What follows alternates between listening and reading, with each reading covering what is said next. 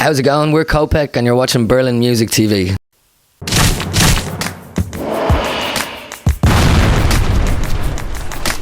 Alright, welcome back.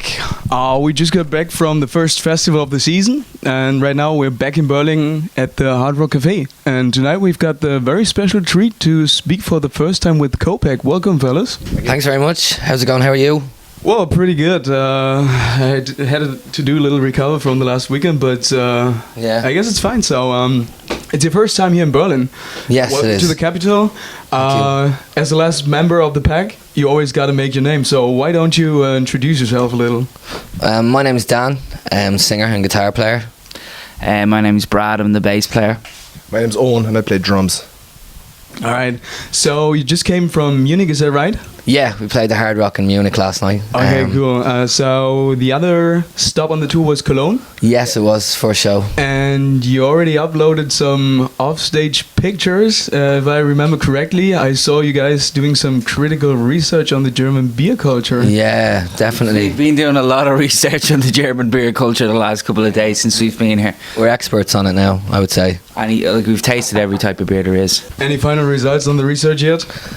The Munich beers were our favourite, I think, just because of the quantity. The quality was also quite good. But Cologne, Yeah, we're more about size than taste. The bigger ones are the better ones in our opinion. Doesn't matter what it is like, but it's all about the size. the Cologne ones were good too. The Colch, isn't it? Is that right? Women say it, size matters. It really does.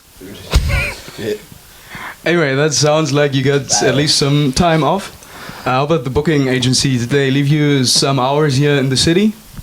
No, the label, they're complete slave drivers. We haven't had a minute. Haven't slept in days. I just want to go home. And I only listen. We're having a great time.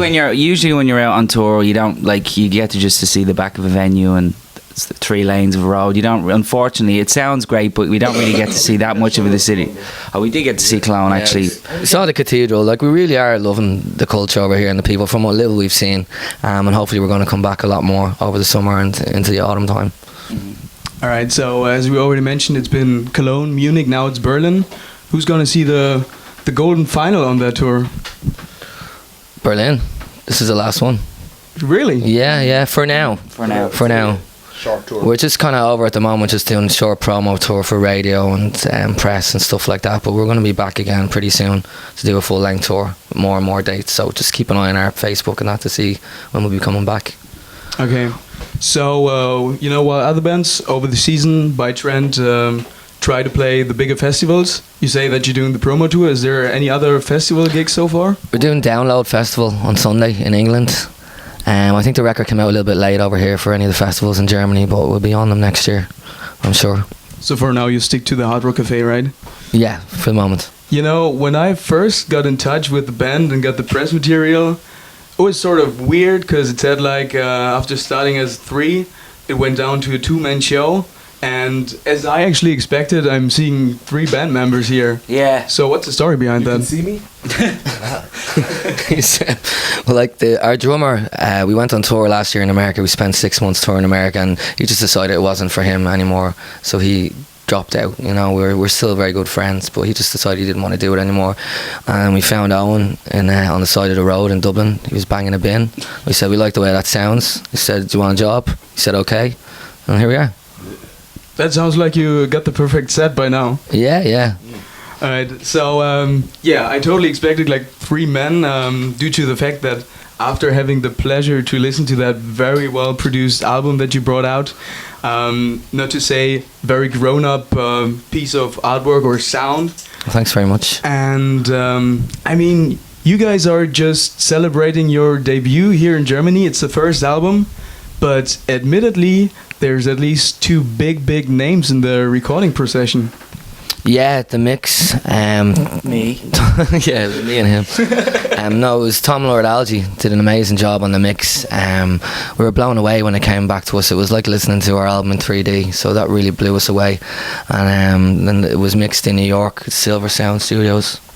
Ted Jensen. Ted Jensen, yeah, is the guy who mastered it. Award They're both holder. Grammy Award winners, so they really did a great job and really made our work go as far as it could. Because we co-produced the record as well, and then to send it off to them and the way it came back, it was such an achievement. It was exactly the way we wanted it to sound, and it was just to always to do demos, and they're always at a lower budget, and then to get it to come back to that kind of level, it was amazing. A musician wastes their whole life to kind of get that kind of professionalism into your music, and it was amazing just to be able to work with someone like that, and it was cool. You always kind of wonder what the difference is, like why does these records that you hear coming out, the bigger bands sound so great, and a lot of it has to do with the mix. So we're delighted and feel very lucky that we got to work with these people. And we want to work with them again, absolutely. Second album we'll have to work with the same team again, because we're really happy with the end result. It sounds big, it sounds professional, and it can only going to get better. I just heard second album. Is the date already set? No, we're writing. We're always writing. To be honest with you, we could probably go and record a second album tomorrow if we wanted to. But we still have so much work to do with this album. I mean, it's literally only out here a week. So we probably got to spend the next 5 or 6 months touring our asses off around Europe, trying to get the name and the message out there to the people of Europe.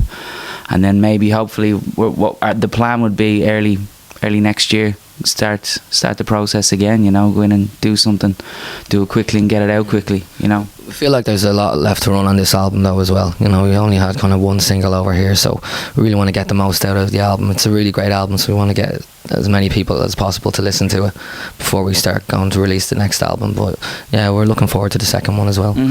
We've got the songs, so... Okay, so there's been obviously a relentless touring between 2002 and 2009, but I doubt that the band only made it this far by small pub gigs. No, that's kind of what we played at the very start when we were together. We went out on our own steam, we paid for everything ourselves and travelled around the world playing in smaller bars. But last year we got to play to bigger venues. We were playing like 3,000, 4,000 theatres all across America.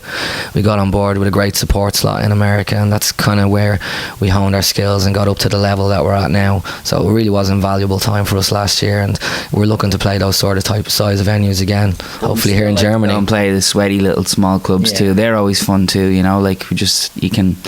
that's always good fun, like to play that kind of stuff too, Alright, so it's about 10 years by now. Is it that long, is it? I guess so. You guys tell me. Has there been some essential turning points over the last couple of years? The last year, probably, well, even the last couple of months, it's really kind of starting to build steam now. I mean, last year we went away in America, and to be going away and playing to that amount of people, and we were touring for 6 months non-stop, so that's every musician's dream, to go out and just to be playing to a full house every night. And that's why you do it, that's why you want to be in a band, is to go out on the road, and that was definitely a highlight. And then kind of making the album was also a massive highlight, and to get the reaction from the crowd and even get good reviews, and just see all the hard work, it's finally kind of getting paid off. So that's a kind of another thing now, and then here we are again and starting Europe. So this is a reward again, even just to be in this beautiful city is a reward for us. You know what I mean? It's great that our music has brought us here, and that's a reward in itself. I think like a big turning point as well was when we signed to the label at home in Ireland, the independent label. It really gave us the time and the finance to really give like a proper focus to the album.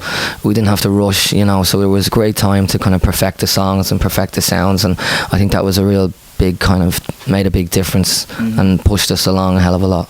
I was just going to ask you about the label work. What was the initial spark to get the deal at Century Media? I don't actually know. We were looking, we went and done the America thing, and then we were like, we need someone that's passionate about this record, and Century Media were, and we needed partners to come in and help us do it in Europe, and they're quite good at doing that, so it just seemed like the right choice to go with, and we're really happy with the way things are going, so onwards and upwards for us.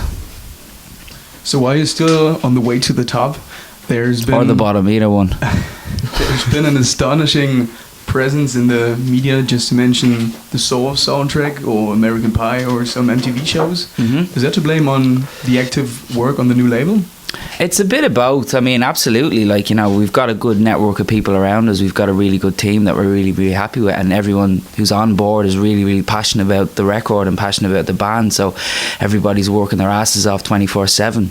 And that obviously has a lot to do with it, but it also has a lot to do with the music as well. The they're good songs. People like it. It was writ for, you know, stuff. The songs are good enough to be in movies. They're good enough to be in TV. So, you know, they're good enough to be in ads. It's good music. But everything is there. We've got the perfect package. We've got a really good team, and we've got the album and the band to go with it. So, you know, it's a mixture of things.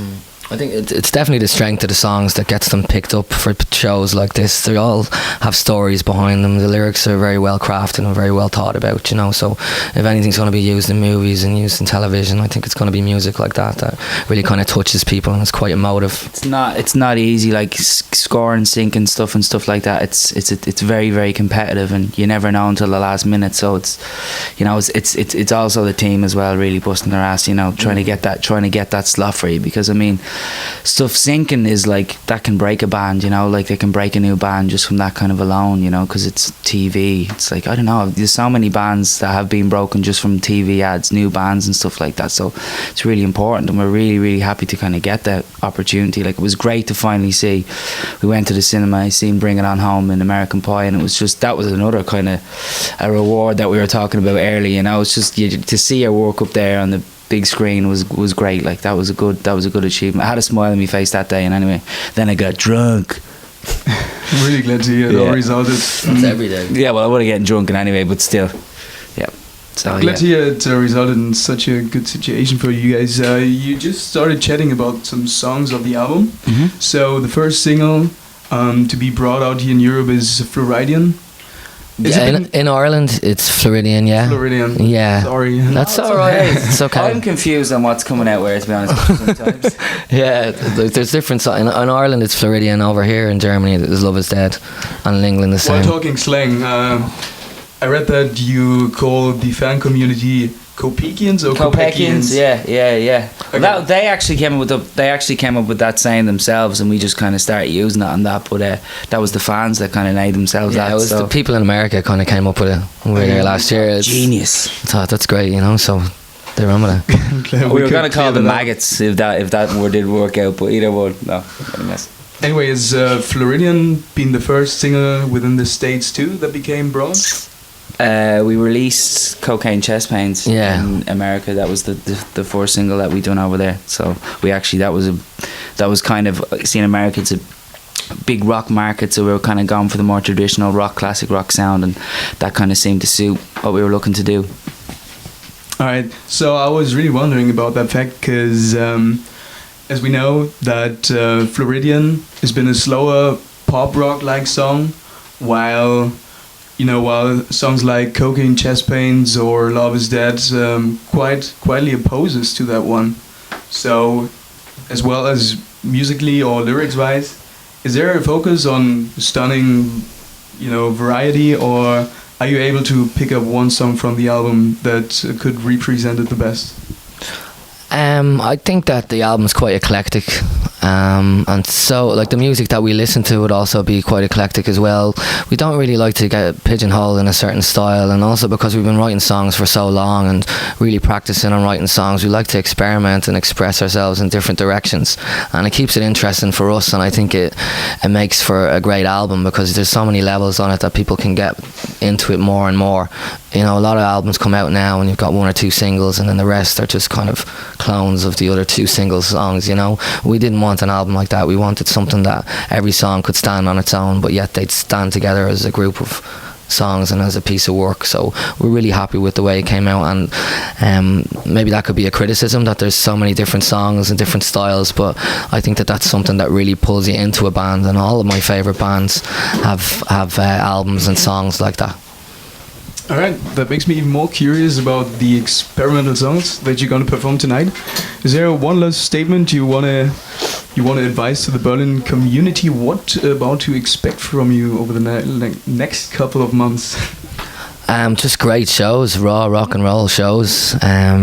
Like bands that we're into, like Led Zeppelin, Nirvana and stuff like that, are very raw and honest bands, and we kind of want to bring that back. There's only 3 of us on the stage, so what you see is what you get. There's no room for us to hide, so it's very passionate music played from the heart. So come down and check it out, and I'm sure you won't be disappointed. Mm-hmm. Alright, I'll definitely do so. So thanks to let us some time to hold you up from preparing for the gig. No, thank you. Really enjoyed to talk to you guys, and can wait to see you on the stage. Cool. Thank you very much. All right, Pleasure thanks. to meet you.